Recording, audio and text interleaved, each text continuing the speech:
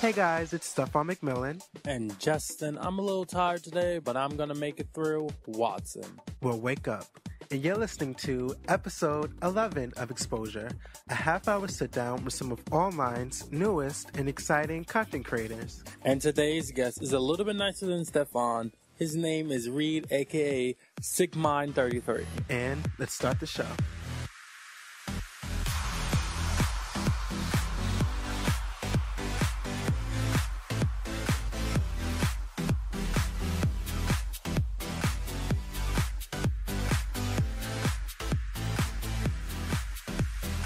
Hey Exposure fans, welcome back to the show.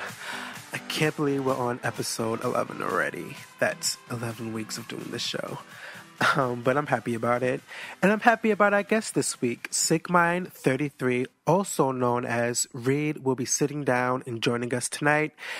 And we have some cool segments as always. Justin, what's on the agenda today? And guys, we're going to start off with how to get away with YouTube. And we're going to go straight into the interview with Reed. We're going to do Ask Steven. Who? Yeah, Steven. I don't know her. You are her. And we're going to go across the headlines and we're going to wrap up after that. And let's get started with how to get away with YouTube. Guys, let's do it. In the future, I want fans to call in and do their best how to get away with YouTube. Oh, we should set that up. I know, right? And today we're going to talk about consistency. Now, a lot of people on YouTube say, keep posting. And a lot of times I will agree with that. And that helps a lot. There was a point where my channel was growing and then we stopped and then we started again and then we stopped. And we were getting comments, and we were getting engagement, and then we stopped posting, and then And it's really hard to build up the momentum from, after you lose your steam. Yeah, and it's hard to maintain an audience when you're stopping and starting all the time. Which is really surprising. Because TV does it. Well, TV has like a big audience and a big studio behind them, so it's a bit different. Hey, the Slowlist Network is a huge studio. Oh, okay. Stefan, are you consistent?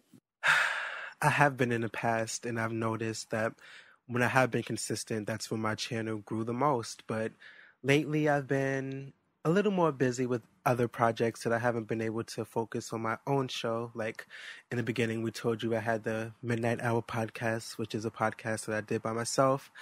And I kind of miss it, but it's been hard to stay consistent when I'm doing so many other projects and I'm needed everywhere. Allegedly. But I will say, now that we've been consistent, and we have a video every single week, even though we try to post every day, but sometimes we don't. Every Wednesday. Yes, sometimes. Yeah, sometimes people are late with editing. But we try to post something every week, and it's been good. We'll get there soon. So what would you say to someone who's having issues with staying consistent on YouTube or any platform that they're doing? I will say, and I know people are going to hate me for saying it, and I know a lot of people say quality over quantity, but I would say reduce your quality a little bit, not spend as much time editing. And I know it's not the best thing to do, but at the same time, yes, somebody will watch a lower quality video. You gotta distribute your product. You give people a chance to see your channel. I liked highly produced videos, but I don't want to see a highly produced video annually. Like, it is what it is. Yeah, I agree. There's YouTubers that are doing great and flourishing with their low quality videos every day. Joey Gasefa. And so there's others who do really great videos and they upload like once every 3 months, and usually their fans are pissed off about that. So I do agree with that. The opinions of Stefan McMillan do not reflect the opinions of the Slowlist Network. Joey Gasefa, if you would like to be a guest on our show, you are more than welcome. Oh, of course. We love to have you on, Joey. And if you want to request a different co-host for that episode, you may do so. Oh, that's not going to happen? Trust me. If you need it, it will happen. Stefan, let's not forget who outranks who here. Thank you. Anyway, we'll be right back with the interview with Reed. Stay tuned. After these messages, we'll be right back. So everybody loves online shopping, and everyone pretty much loves Amazon. I know I do. It's so convenient and easy to use. Well, now you can do your regular shopping and support exposure by using our affiliate link. That's j.mp/Slowlist. Use our link and just shop as you usually would. It's free, easy, and you'll be helping out the show. That's j.mp/Slowlist. That's SLWLIST.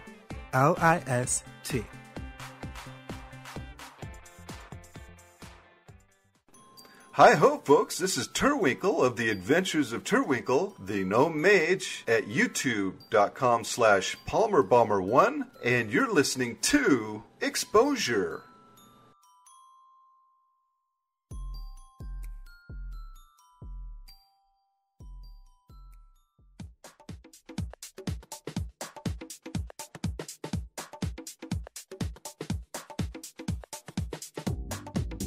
And we're back with our guest, Reed, aka Sickmind33. Thank you for coming.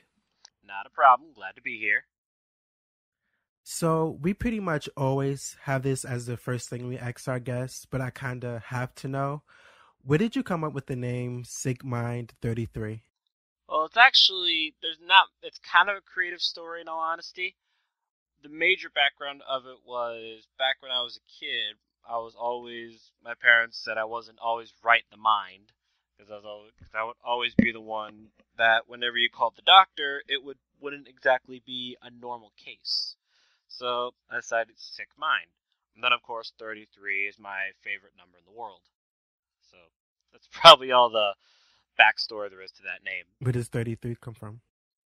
I think it was back when I was at a Chinese buffet that we would go to all the time, and the number 33 would always pop up, so I just stuck with it ever since. All right, so what exactly inspired you to get started on YouTube and create your own channel? Well, the origin of my channel was going to be so I could keep track of all my favorite videos, because before I would just have a giant list of bookmarks of favorite videos. Then at this point I was like, well, I might as well create a YouTube channel, and that's when I did that. And then after a while I just started, my dad would give me his camera phone and I would just record random things. Kind of my first few videos were the strangest thing you'll ever see on the internet. But eventually I found recording software and started doing more and more. Till eventually we have what we see today. A lot of planning. And I noticed your channel has a lot of it has a good mix of vlogs and gaming, which is rare for gamers. So do you consider yourself more a gamer or more of a vlogger? In all honesty, I believe I'm more of a gamer. It's just I do vlogs because I've always been a social person. Because the one thing that I can't stand to see on gaming channels, and I don't understand why these channels function, is because they're not social. I mean, the most they do, they talk to people, not with them. That is one thing I don't see in a lot of YouTubers, and I was like, why don't I try and talk with them and not at them? And so far, I mean, my growth has been slow, but my community has been amazing. I mean, I've been really pushing YouTube for the past couple of years, more so than since I've started my channel, and most of the community I have has stuck around since, and that's amazing for me. I also noticed that you're kind of making the switch to Twitch. So, what made you switch over or start doing Twitch more?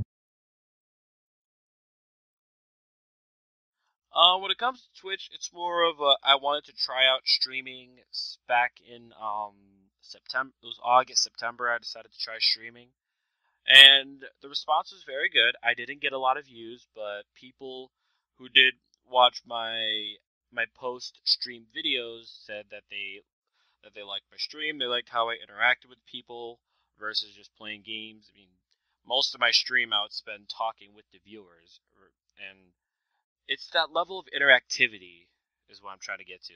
It's where I have to read comments. This and live streaming, it's instantaneous because I have one of the one of the best upload speed you'll see, and my delay time is like almost 5 seconds, which is not to brag, but it's almost unheard of for Twitch streamers to have such a short delay time. So the community behind it, the community really does like it. So I guess it's the interaction. Another thing I was curious about is, so you're out there and people know how you look. They can see how you look, I guess. And I think this may be a question that some people can relate to. How do you feel that there's any obstacles to overcome as a person of color on YouTube? As a gamer or other? No, not really. No, I mean, I'm mixed. I'm bisexual. I mean, I'm atheist. I'm actually a licensed minister. I'm a whole mix of things, and it's not really an obstacle. I mean, people know I'm not exactly the definition of an average Joe, and in all honesty, it's just color. I feel like color is not an issue on YouTube as much as it would be, say, a couple of years ago when people would just throw out racial slurs and call everybody a faggot. But when it boils down to it, people are there for the content, not the person. I mean, sure, some people will be there specifically for the person, but it depends on the content itself. So that's why I don't feel it's an obstacle as much as it used to be. I mean, sure, you'll get that one troll or one hater who's just going to throw out a bunch of racial slurs, but 2 clicks of a mouse, and all of a sudden that guy is no longer a problem. He's banned from your channel. So I don't feel, with everything YouTube's done to combat that, I feel like it's not a major worry anymore. So I don't feel like it's an obstacle, in all honesty. I understand. So moving on to some like lighter questions. What are your like 3 must-play games right now?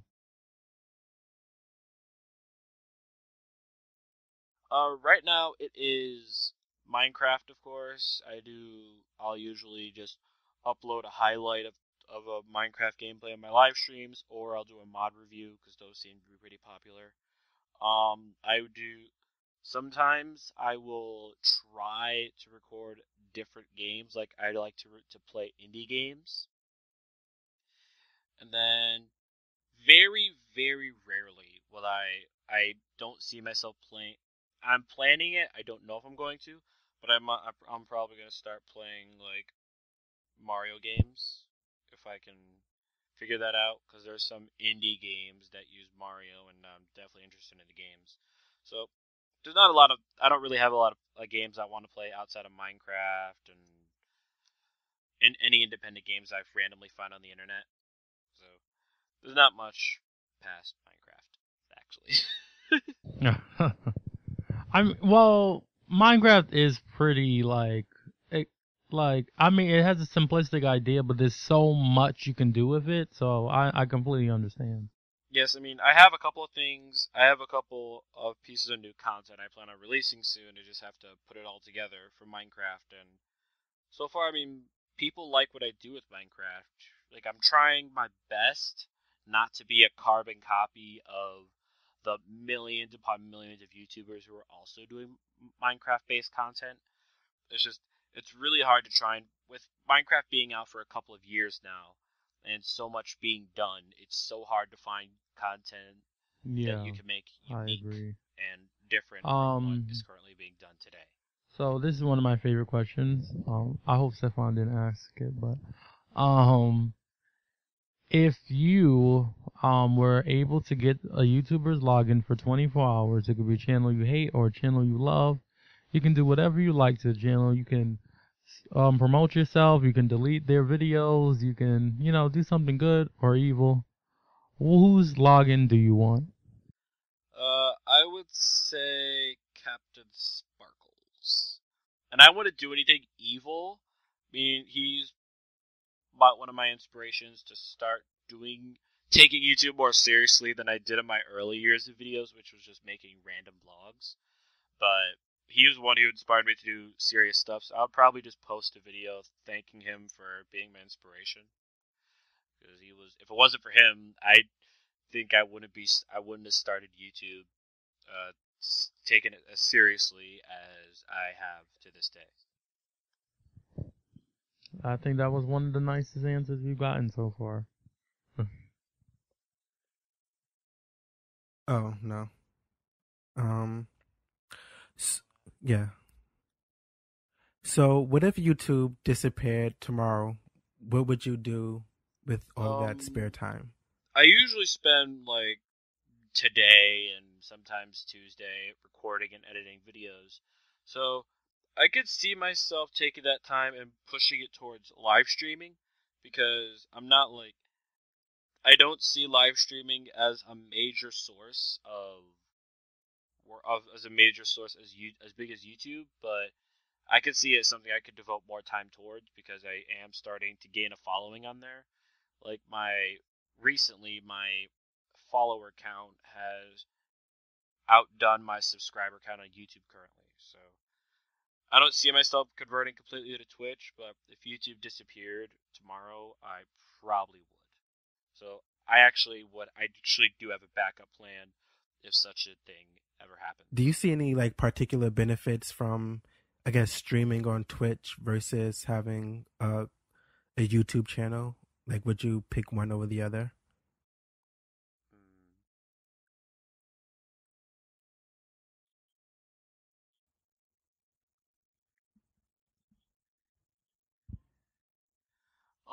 To be honest, both YouTube and Twitch have their advantages. I mean, YouTube, you can make videos. You can post a lot of video. You can actually post videos. You can take the time to edit them, so you don't have any mistakes on camera, so it all looks nice and clean. And on Twitch, yes, people see mistakes, but they see a more human side of you, because it's live. It's happening in front of people. At any moment, you could have thousands of people watching you just play a game. So, when it comes, and plus with Twitch, there's a more live interaction. Versus on YouTube, you have to post a video, and usually don't end up getting comments until the next day or so. So, when it comes to Twitch, it's more of the interaction that's better than versus for YouTube, where the interaction is not as strong. And YouTube isn't. I'm not saying YouTube is worse, but YouTube's current system isn't as efficient as Twitch's. So that's why I'm not trying to bash one or the other, but I'm just stating the facts that YouTube's moderation system, content ID system, isn't as efficient as Twitch's. Which is why I stream more days on Twitch than I post videos on YouTube. Like I said, I'm trying not to bash them. I'm just stating the facts that have been presented to me since I've been doing YouTube and Twitch. So I don't know where you're from. I don't know if you want to disclose that, but do you feel like your location affects being a YouTuber? Like, is it a normal thing to be a YouTuber? Does your friends or family know about your channel? My parents, a couple of my parents and people in my family know I'm a YouTuber and a live streamer. They don't know my channel specifically, because I kept them out of it specifically because I didn't want their information to be traced back to me, and people would find out who I am, like my real name and all that. It's mainly because, so they know about it.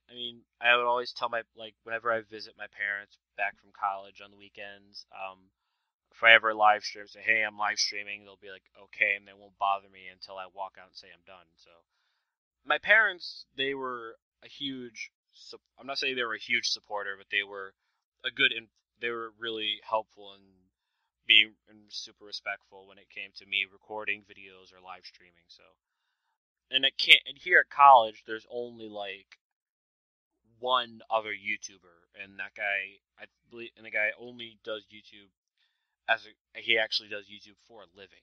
So there are other YouTubers, I just haven't met them yet. Because most of my time is spent in my room, either recording and editing or working on making my live stream better. So I don't meet other YouTubers, but I do. I feel like being a YouTuber where I am at college is really helpful because it gives me an alternative when college is stressing me out. So I think it's a positive. Would you ever consider doing YouTube as, I guess, a full-time job if it ever, I guess, fully took off? Honestly, I could see myself doing it. Where, yes, at first I would have the initial pressure of, oh, I have to keep doing unique things. I have to keep trying to think of something creative to entertain everybody.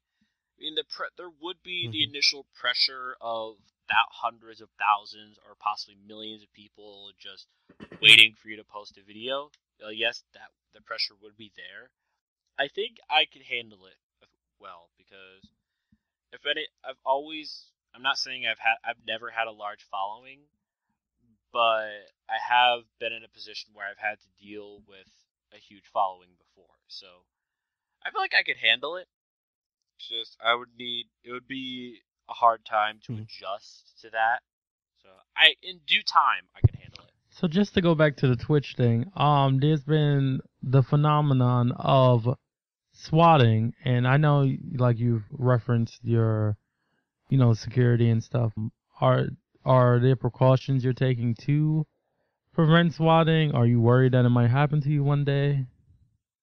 When it comes to the question of being swatted, where I live, the city police works very closely with the campus police. So if something happens on campus, the campus police deal with it, not the city police, unless it's a major emergency.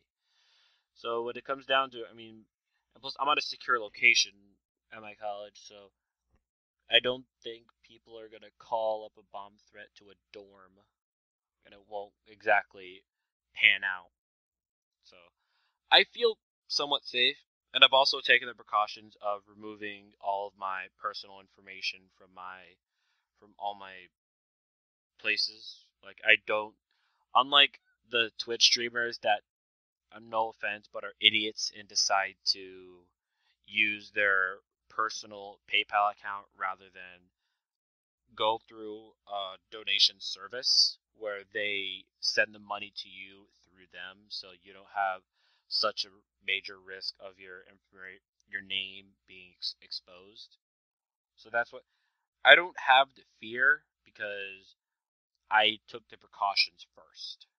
And that's why people don't see me like getting all freaked out when people start to say, "Oh, what if you get swatted?" Because I took the precautions to not get swatted. Like, I'll probably start using, because I know some streamers are starting to use a virtual private network, or VPN, as you probably know it by. And what I want to do is, people stream through VPNs are starting to do it more constantly, and I see myself, I'll probably start doing that soon as well. And for our last question, it's an on-the-spot question, so I hope you're ready. So we're going to pretend I'm a new person to YouTube, and I just stumbled across your channel. Why should I subscribe to It you? boils down to when people say, "Oh, why should I subscribe to you?" I get that question. Like, when I'm on a YouTube forum, people always try that question on each other, try to see if they come up with a good answer. But it boils down to it, I never really have one. I make videos, I try to entertain myself as well as others. My rule's always been, if I'm not going to sit down and watch a 6-minute video, neither would someone else. So I always tell myself, make sure I entertain you. Make sure you are genuinely entertained by something I do. If I don't entertain you, if I fail to bring a smile on your face when I make a video, then don't bother subscribing to me, because then I'm not doing something right. And before you go away from my channel, I say that you tell me that I'm not doing something right, that I need to do something better than what I'm currently doing it. If I'm not using enough music, if I'm not editing it right, if I'm not using enough animation, if I'm not using enough power in my voice, I want them to tell me. If I'm terrible at something, I want them to tell me, no matter how mean it sounds. I need to know what I can do to improve. So I always ask people. I never ask people to subscribe. I try not to ask people to subscribe because I don't beg for subscribers. I earn them. So that's why I don't tell people to subscribe unless they feel like my channel is worth watching. So that's what I say to most people when they ask that question. Thank you so much for joining us, Reed. We'll be right back with Ask Stefan. Thank you so much for having me on here. Hi, I'm Thorne from www.youtube.com/THRNEM8, and you're listening to Exposure.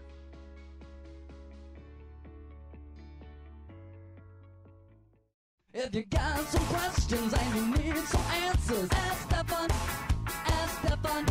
No matter what it is, you'll be so happy you read. Ask Stefan, from relationships to how to shake your hips. Ask Stefan, he's a real cool guy. And we are back with another thrilling edition of Ask Stefan. So Justin's going to read off a question that you guys sent us or that we found on Reddit.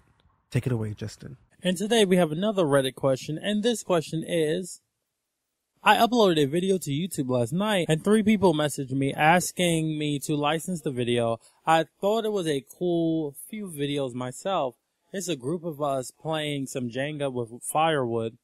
But my thoughts are, if it was cool, it would get popular and YouTube would take care of me. Has anyone been in this situation before? Well, even if that wasn't the case, he would still be making money from the licensing, so. Yeah, I would think so, because I don't think it's against the terms of service to license something, but I don't think it's against terms to, just traditional videos. And I would also find out how much money they're offering and weigh the benefits versus the cons of licensing with them. But what he needs to look at is the type of license, because if it's an exclusive license, it means like for the time period that they, the license lasts, they own the content. If it's a non-exclusive, then you can sell it to other people, And then you also got to make sure that, it's a reputable site. You don't want it to be on the KK site. You don't want them to be selling it to Pornhub. You don't want your face to be the face of something you don't want to be associated with. And also make sure that they're legit companies, because what about if they don't even have the money to pay you and they're saying they're going to pay you, Right, and I feel like that same thing can be said for some YouTube networks, like some of the newer ones you sign and you never see any money. So do your research before you sign anything. Always read the fine print. Don't be Tony Braxton. All right, so hopefully that helped you out. And if you have any questions for us, send it on over to slowlistnetwork@gmail.com, and we'd love to answer it for you.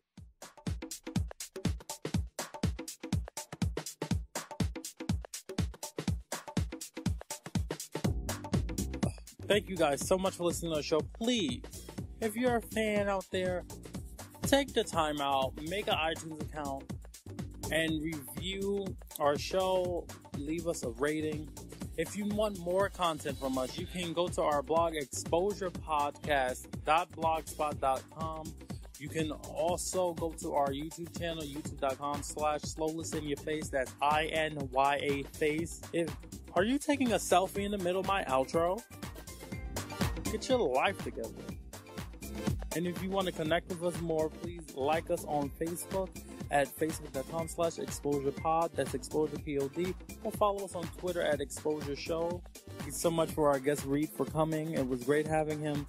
Check him out on YouTube. His name is Sickmind33. Thank you guys once again for listening. Also, last thing. I know these outros be long, right? If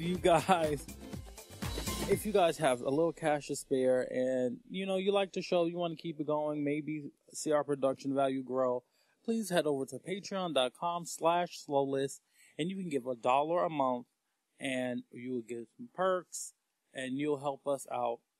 And that's about it. Thank you so much, and we'll see you on the next episode of Exposure.